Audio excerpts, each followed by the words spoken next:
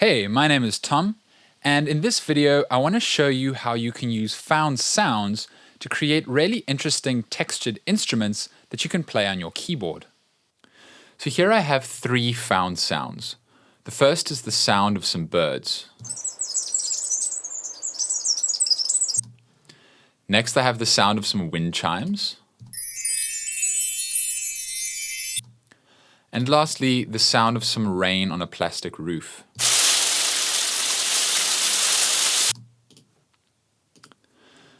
None of these sounds has any inherent note or pitch to it, but regardless, it's made up of a range of frequencies.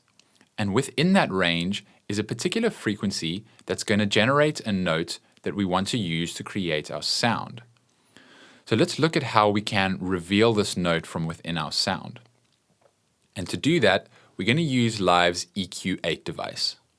So I'll just drag EQ8 to my first track. Now the first thing we want to do is enable a band of EQ and set its Q to as high as it'll go.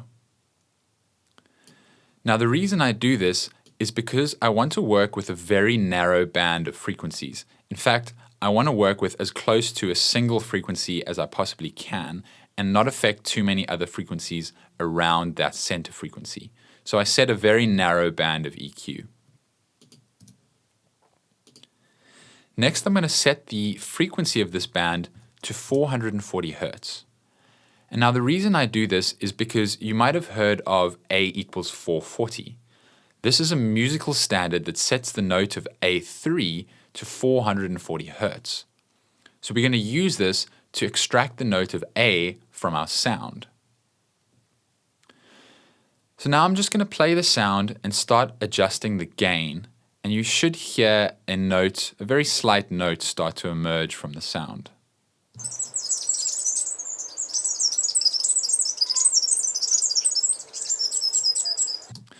Okay, so it's very slight at this stage, and I've boosted to the maximum amount of gain I can for this band.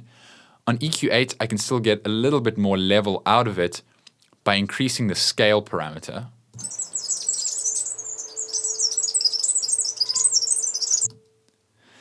And now you can start to hear that frequency a little bit more clearly. Let's duplicate this EQ to get a little bit more gain on that frequency. So now you can really start to hear that note coming out of the sound. Our next step is to write this EQ to the audio file. So to do that, we go over to our track header and right-click, choose Freeze Track, then right-click again and choose Flatten. And this writes that EQ to our audio file. Now we can head over to Live's instrument folder and grab the sampler device and add it to a new track. Now we can just drag and drop the sample we've just created into our sampler. The first thing you'll always want to do when you're adding a sample to the sampler instrument is tell sampler what the root key of that sample is. And this is so that sampler knows how to transpose this note across the keyboard so you can play it like an instrument. So let's set our root key to A3. I now should be able to play this sample across my keyboard.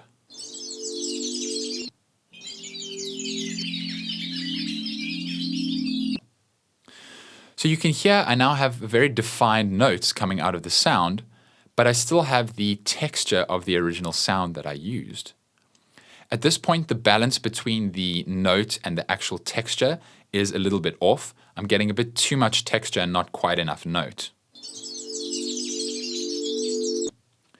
So let's look at our next example and see how we can adjust this. So for the next sound, I'm using the sound of some wind chimes. Again, let's add our EQ8 to the track. Enable a band of EQ, set our Q as high as it'll go, set our frequency to 440 Hertz, boost our gain, and boost our scale. So we can just start to very slightly hear the note there. We might want to just duplicate this EQ. And we can a little bit more clearly hear that note of A. Now the next thing I'm going to do is add in another band of EQ. Again, set its Q as high as it'll go. But this time I'm going to set the frequency to double 440 at 880 Hertz. And the reason for this is because whenever you double a frequency, you create a note that is an octave above that particular frequency. So by setting our band of EQ to 880 Hertz, we're going to create another A that's an octave above our fundamental. So we can now boost the gain on this frequency, and you'll start to hear the octave emerging from the sound.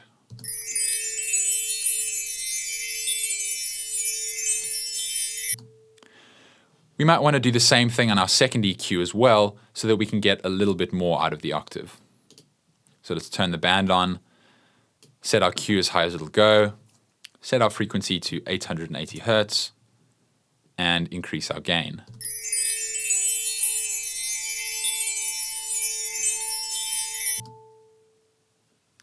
So there we have an octave above our fundamental A. Let's maybe just duplicate this EQ one more time, so we can get a little bit more level out of the sound. Now, an important thing to remember is that whenever we're boosting a frequency, we're actually going to add overall level to our sound. So let's just turn down the gain on this last EQ to make sure we're not going to get too much level.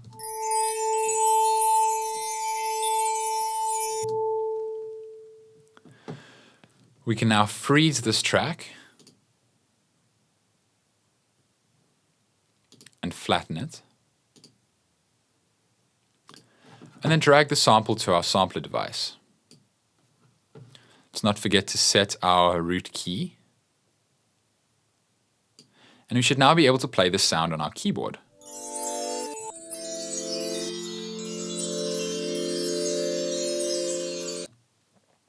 So you can hear now how we are getting a little bit more out of the note and a little bit less of the texture. So it's a much better balance. And now to control the balance between the amount of notes and the texture, you just need to play around with the number of EQs and the gain on each of the bands. So let's take a look at one more example. And for this example, I'm going to be using the sound of rain on a plastic roof. And I've set up a little bit of a shortcut to speed up the process for us. So I've created an audio effect rack, and within that rack I have 3 EQ8s, and the important controls of these EQ8s are mapped to macro controls within my rack. Now I'll include a link to a download of this device within the description of the video. So let's take a look at what the controls in this device are doing. Our first control, scale, is adjusting the blend between our texture and the actual note.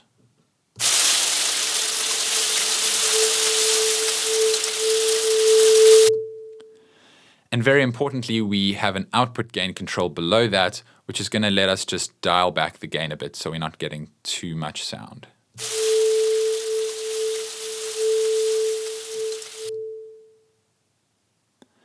Our next 3 controls affect the harmonics or the overtones of the sound that we're going to be adding in. So we looked at how you can add an octave above the fundamental to add a little bit more clarity. But we can also add even more harmonics above that to add more clarity and enhance the texture of the actual note that we're creating. So with this particular rack, you can add up to 7 harmonics above our fundamental. The number of harmonics controls how many harmonics we can actually add in. And for now, I'm just going to set that to the max. The even harmonics and odd harmonics controls affect the gain of the even and odd harmonics respectively.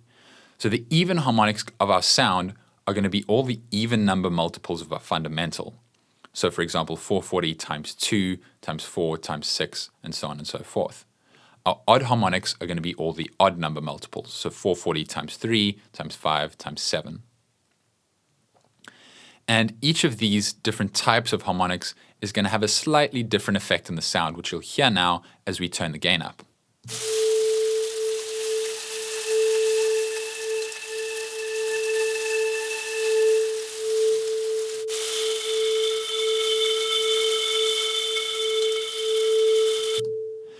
And we can, of course, create a blend between the two odd and even harmonic settings as well.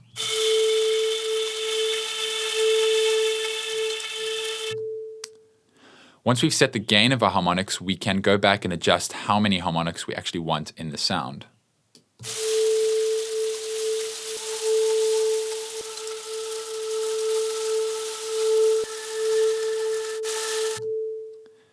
We might want to go back and play around a bit with our scale once we've adjusted the amount of harmonics we have in the sound.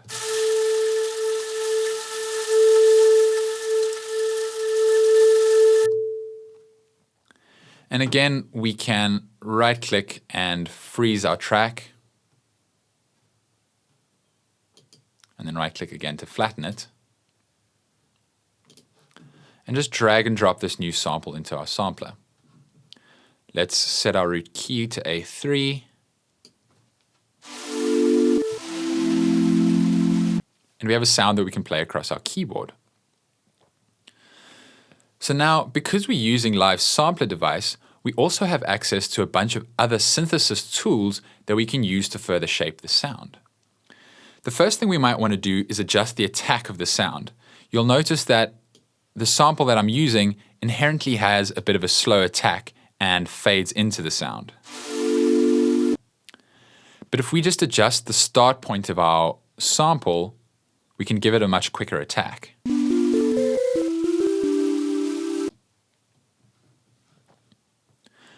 Within Sampler, we can use things like a secondary oscillator to add frequency modulation or amplitude modulation to our sound.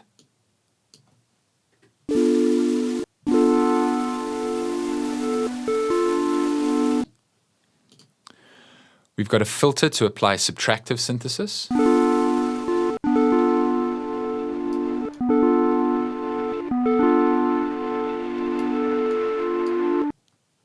We can adjust the volume envelope of our sound a little bit.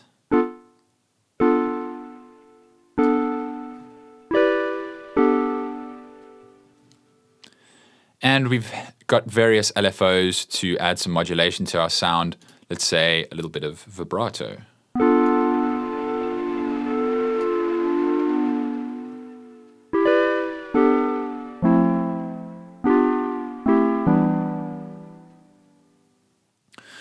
So you can hear how using this technique, we can create some really interesting instruments that have the character of the original sample that we used.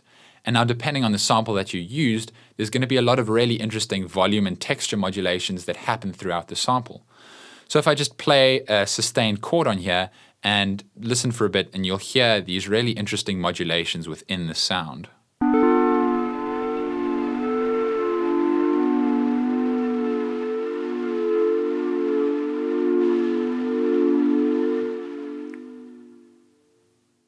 So that sound is a lot more interesting than creating just a basic synth using our regular waveforms.